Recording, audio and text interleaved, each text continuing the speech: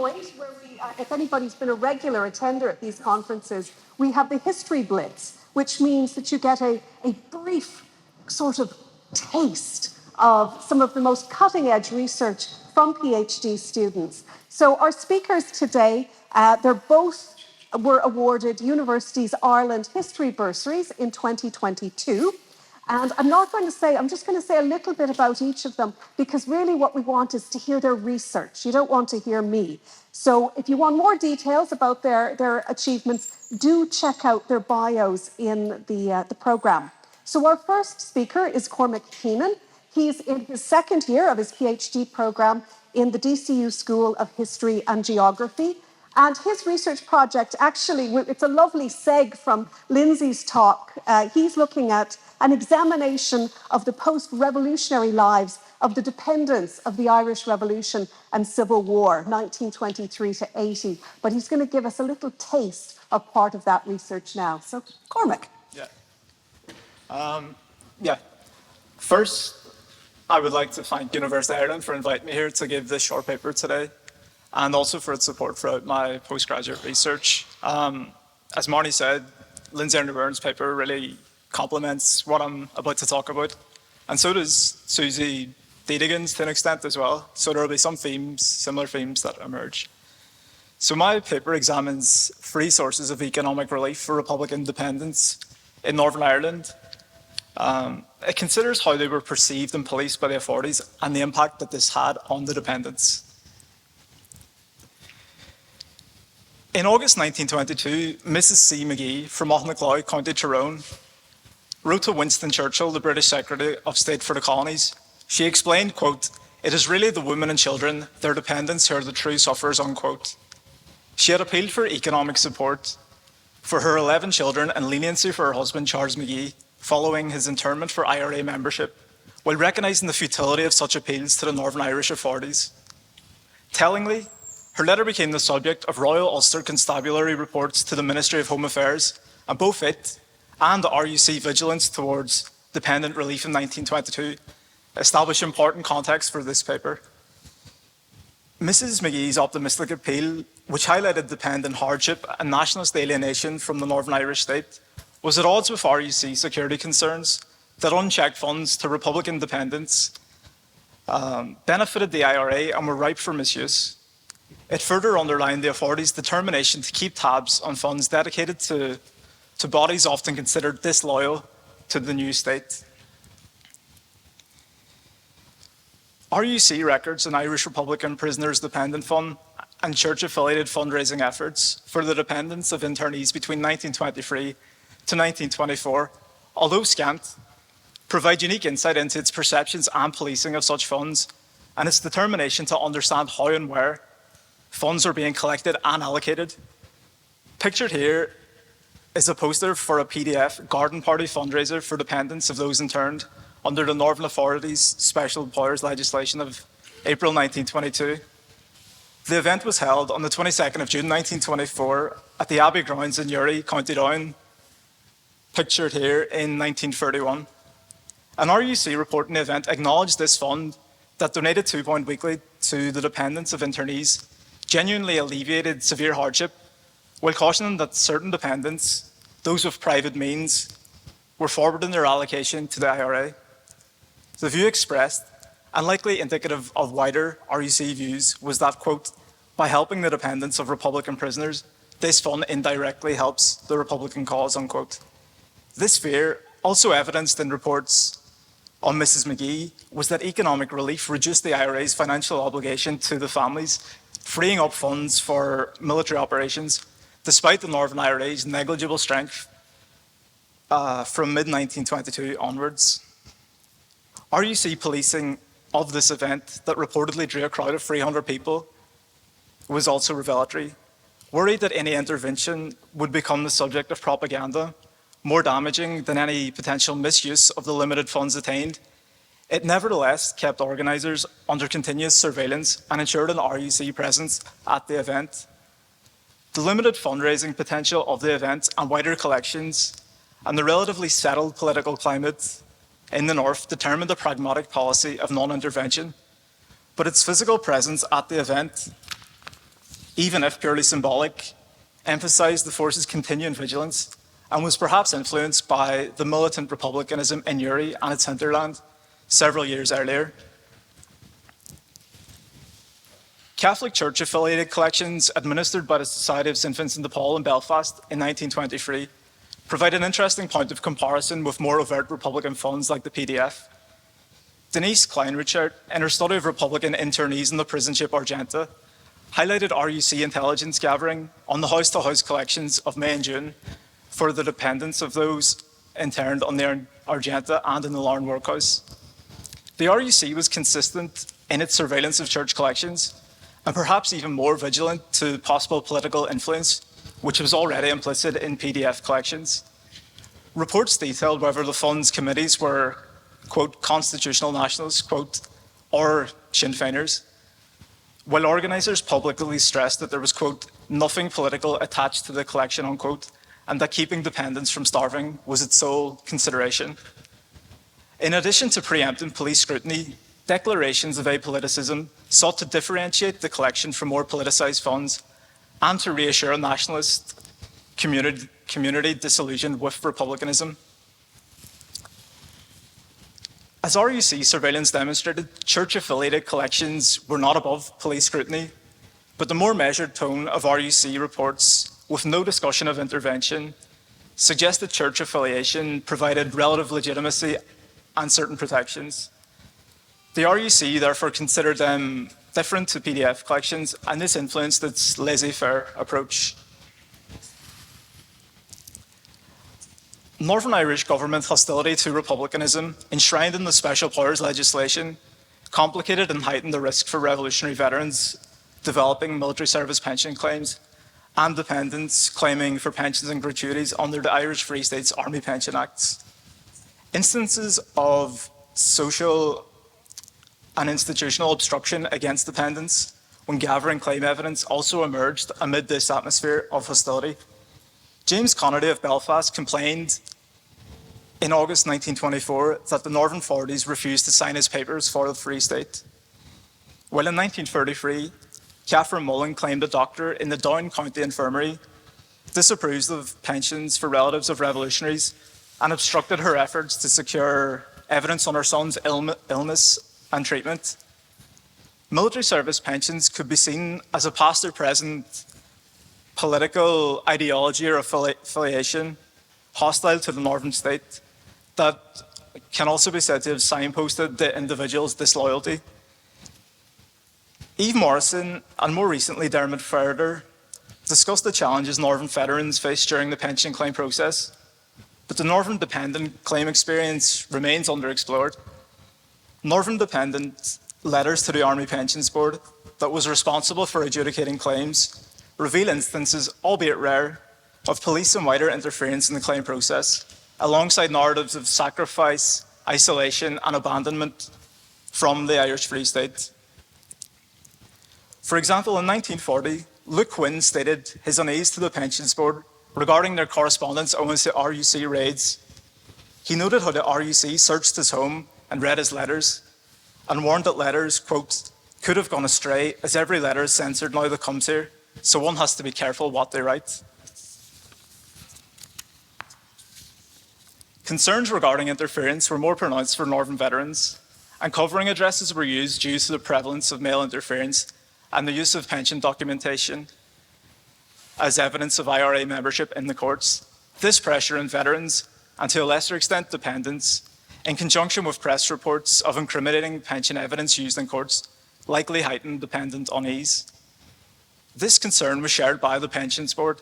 In November 1942, it asked the Department of External Affairs to approach the Northern pension authorities and obtain a report on the income of a dependent of Patrick Lochran of Dungannon, County Tyrone.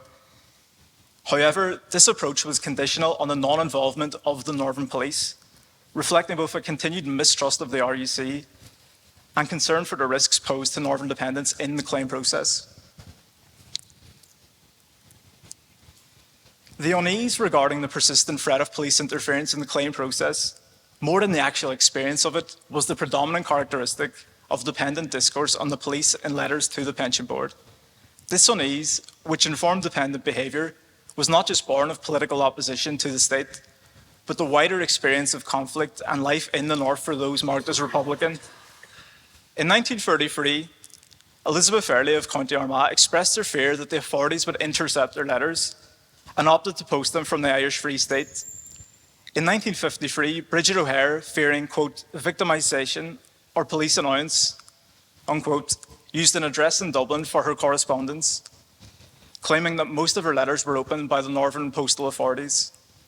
These examples from the 1930s, 40s, and 50s highlight a longevity and dependent anxiety about the personal risk posed by interference in their claims and correspondence, and the emotional impact of state and social pressures on Northern Republic independence requires greater consideration. In conclusion, between 1922 to 1924, the RUC response to relief for Republic independence can be seen as an extension of wider vigilance to an exaggerated Republican threat. Irrespective of the relief source, it was characterized by suspicion. In the examples considered, surveillance and intelligence informed non-intervention, which perhaps reflected a tacit acceptance that dependence required this relief. Hostility towards republicanism, cemented in the formative years of the state, cast a long shadow on Northern relief recipients and administrators at a grassroots level. Certain IRA dependents, claiming under the Irish Free State's military pension legislation, adopted, much like veterans, preemptive defensive measures such as cover addresses and self-censorship. These anxieties, reinforced by the spectre of police and wider interference, existed as late as the 1950s and encapsulated the isolation of those associated with republicanism in the North. Thank you. Thank you, Cormac. And I think we've really got another perspective on dependence, this time from a northern perspective there. So our next speaker on the History Blitz is Stephen Kelly. He too is in his second year of a PhD programme, but he's at the History Department of Mary Immaculate College in Limerick.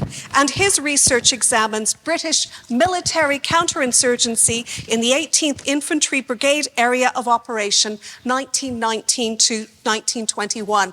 And given that Stephen is an ex-member of the Irish Defence Forces, I think he has a really interesting perspective on this. Thank you. Just see if we get the PowerPoint slide first. Okay, good afternoon, and thank you to Universities Ireland for this opportunity. I'd also wish to thank Universities Ireland, Mary Immaculate College Limerick, and the Military Heritage Trust of Ireland for their financial support towards research on this subject to date. Without their support, I couldn't really be doing this because I've got a wife and kids to support at home.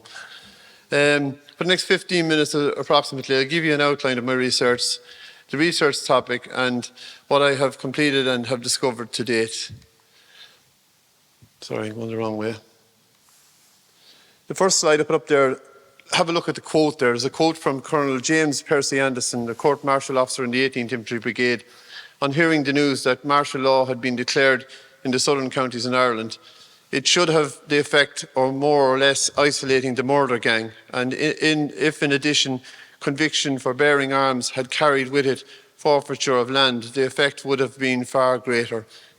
We'll be dealing with that gentleman later on, but it just sets the mindset of the persons that I'm looking into, right? So the title of my research is British Military Counterinsurgency in the 18th Infantry Brigade Area of Operation in Ireland from 1919 to 1921. Within the 18th Infantry Brigade Area of Operation, there has been a significant amount of research and publication on the Republican side of the conflict, but there's no known research or publications on the military side of the conflict. That's what makes this research unique. What the level of British military counterinsurgency was in the 18th... Sorry, the question for this research is what was the level of British military counterinsurgency in the 18th Infantry Brigade area of operation between November 1919 and July 1921? How effective were the British military at counterinsurgency, and how do their experiences compare with other campaigns both nationally and internationally? The British government for almost 250 years have conducted counterinsurgency campaigns in almost every part of the world. Their experiences in these campaigns can be equalled or matched by very few countries.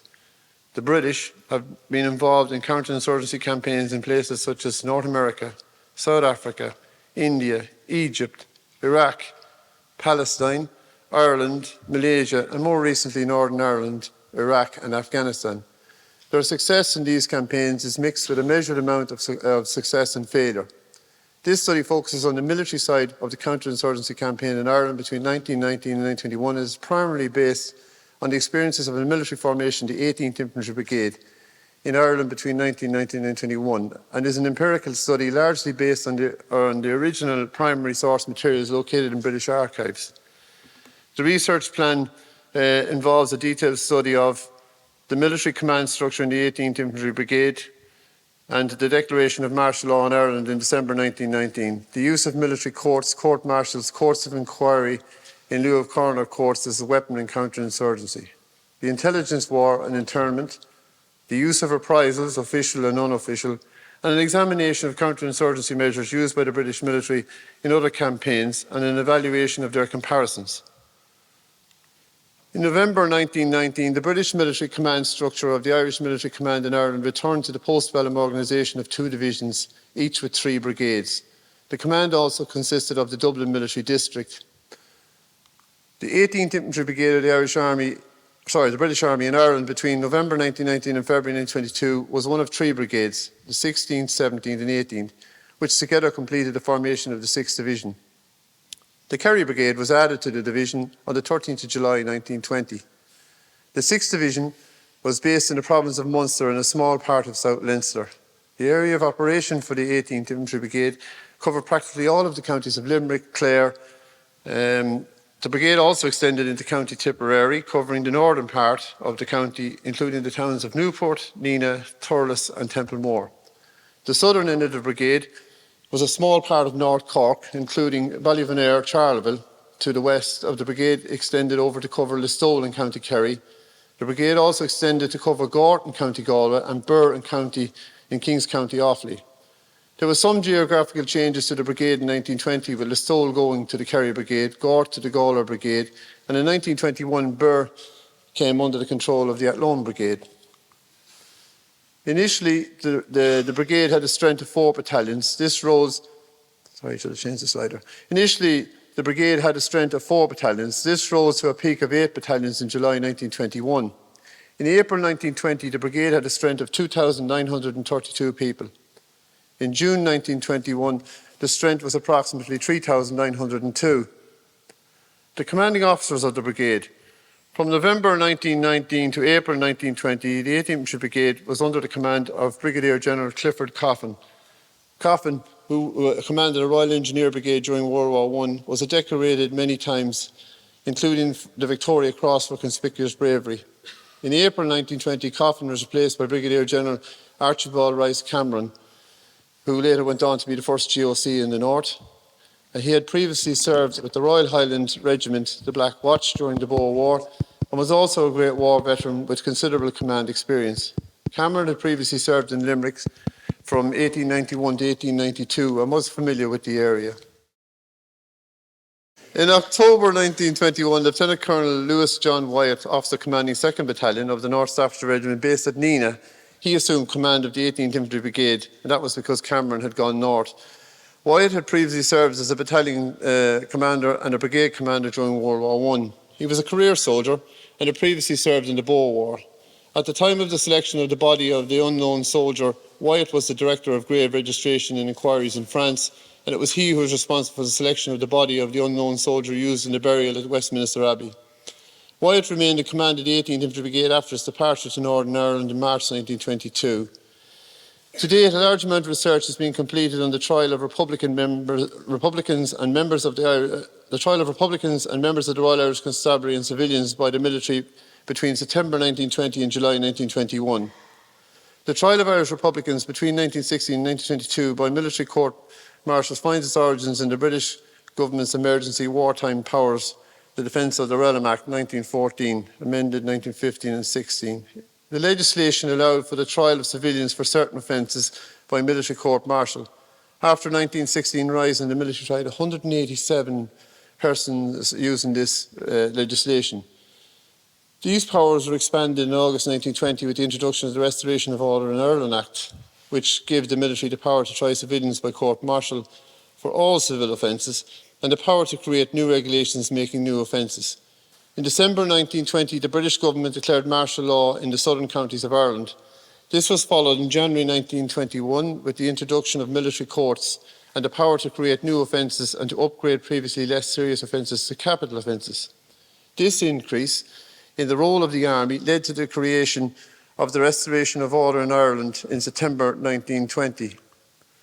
This effectively was an extension of the legal branch, with a regional office being set up in the 6th Division headquarters at Cork. At Limerick in September 1920, Major John Francis Eastwood was appointed Assistant Legal Officer to the 18th Infantry Brigade headquarters. Eastwood was a member of the Bar and engaged in a short-term commission. He had previously served as a Court Martial Officer in London Military District in 1919, and he later went on to become a Conservative Member of Parliament between 1931 and 1940, and then became a London Metropolitan Justice. A second ALO, Captain Alfred John Barton Tapling, was added to the brigade in March 1921. Tapling was listed on the law list for 1921 as a practising barrister of the Lincoln Inn. He was also listed as a Generalist Army officer. The Assistant Legal Officer supervised the legal work of the formation. They were to act as judge advocate and advise the competent military authority, which was the brigade commander, in all legal matters. In September 1920, Captain John Monk Campion Coles, the solicitor's clerk, formerly of the North Staffordshire Regiment, was given a short-term commission as a Court Marshal's officer in the 18th Infantry Brigade. Coles had previously served during the war as a Court Marshal's officer, so he was experienced. And from 1916 to 1918, he was in France. In November 1920, Colonel Roland James Percy Anderson was appointed as a Court Marshal's officer in the Irish Command and posted to the 18th Infantry Brigade. His appointment was part of a drive to recruit retired senior British Army officers to act as Court Martial Board presidents for the trial of insurgents. Anderson was a very experienced officer in court martials, but he had no legal qualifications. Anderson appears to have been the senior ranking officer appointed as a court martial's trials officer in Ireland between 1920 and July 1922. From November 1920 to March 1921, Anderson kept a personal diary, and this is where the quote comes from, of events. This diary is a valuable reference and shows the mindset of a senior figure in the 18th Infantry Brigade involved in the trial of Republicans. In January 1921, Captain William Ashley Cummins was given a temporary commission as a Court Marshal's officer, and he was posted to the 18th Infantry Brigade. Cummins was formerly of the Oxford and Buckinghamshire Regiment, was a law graduate of Trinity College, Dublin, and was called to the Irish Bar in 1908. The Crown Prosecutor for Limerick, James Stanislaus Gaffney, from 1907 to 1921, it is known that he assisted the military in the prosecution of at least one case and is likely to have been there for more. This effectively was the legal team for the 18th Infantry Brigade. It is known that at least 40 CMOs and 18 assistant legal officers and 6 legal officers were appointed in Ireland between September 1920 and June 1921. So it's not really fair to say that army officers were trying it. Yes, there were army officers that were given temporary commissions, but all these guys, most of them came from a law background. There was the exception, such as Anderson, but they generally all came from a law background. There was barristers there, and that was what they were trying to recruit mainly, was people from the legal profession. The military legal team of the 18th Infantry Brigade were responsible for the trial of 295 persons between September 1920 and July 1921. The 18th Infantry Brigade legal team were assisted in the trial of less serious offences by military summary courts. It's a different type of court that dealt with lesser offences, set up with the introduction of martial law in January 1921. In the 18th Infantry Brigade, 18 officers, rank of captain or major, were appointed to act as judges in these courts. The military summary court could impose a sentence of up to 6 months or a £100 fine. These courts were usually based at unit level headquarters. The military summary court had the power to forward a case to the competent military authority for consideration for a full military court trial. In Ireland, between January 1921 and July 1921, there was 136 confirmed individuals who were tried by the full military court. At least 25 individuals, 17 different trials, were tried in the 18th Infantry Brigade area. 6 persons were awarded the death penalty, with only one execution being carried out. This was the only execution that was carried out outside of Dublin and Cork. There was one in Limerick. Thomas Keane, who was arrested in May 1921 by the RIC at the railway bridge in Singland Road, Limerick, was charged with levelling war against His Majesty's forces and possession of a revolver. He was found guilty by a military court and sentenced to death by a firing squad. Keane's appeal for clemency was turned down. On the 6th of June, he was executed by the military at the New Barracks, Limerick. Keane's legal team made no legal challenge, and this allowed the military to act swiftly. 5 other individuals who were sentenced to death by firing squad but were saved by long, lengthy appeals through the civil courts, clemency and other unknown reasons. The declaration of the truce in 1921 saw the suspension of all executions. On the night of the 26th, there's the 5 other people for anyone that's interested as to who they were. On the night of the 26th, 27th of December 1920, the biggest single arrest made in the Irish War of Independence was made at Carragilmore House near Bruff, County Limerick. 138 persons were arrested. Think about that. 138 persons were arrested attending a dance organised by the 3rd Battalion of the East Limerick Brigade.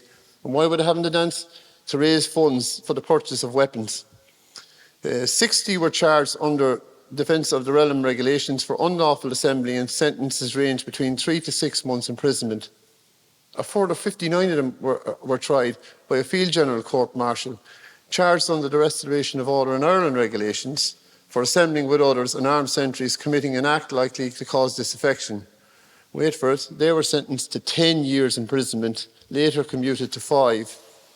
Thomas Conway and John Mulcahy were tried by a Field General Court Martial using Restoration of Order in Ireland regulations on the 28th of January. Both were charged with being armed and acting as sentries at Carragilmore and given a sentence of 5 years penal servitude.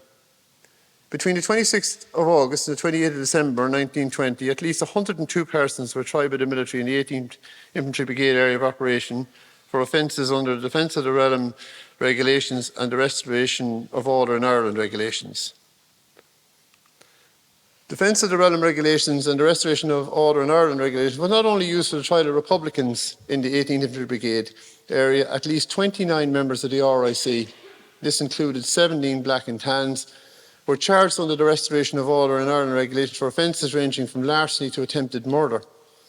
The military in the 18th Infantry Brigade also charged 6 priests for offences of possession of arms, ammunition and weapons.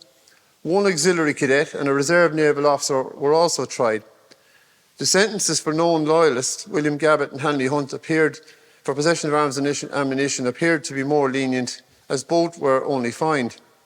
At least 49 persons were found not guilty of offences from September 1919 to July 1921. Between January and July 1921, 25 persons were tried by military courts. This figure includes only 1 woman, Mamie Fenton, charged on the 16th of February 1921 with possession of arms and ammunition. She was found guilty and she was given an imprisonment of 2 years, which was later commuted to a fine. From September 1920 to July 1921, a total of 271 persons were tried by Field General Court Martial and District Court Martial. This figure includes 3 females.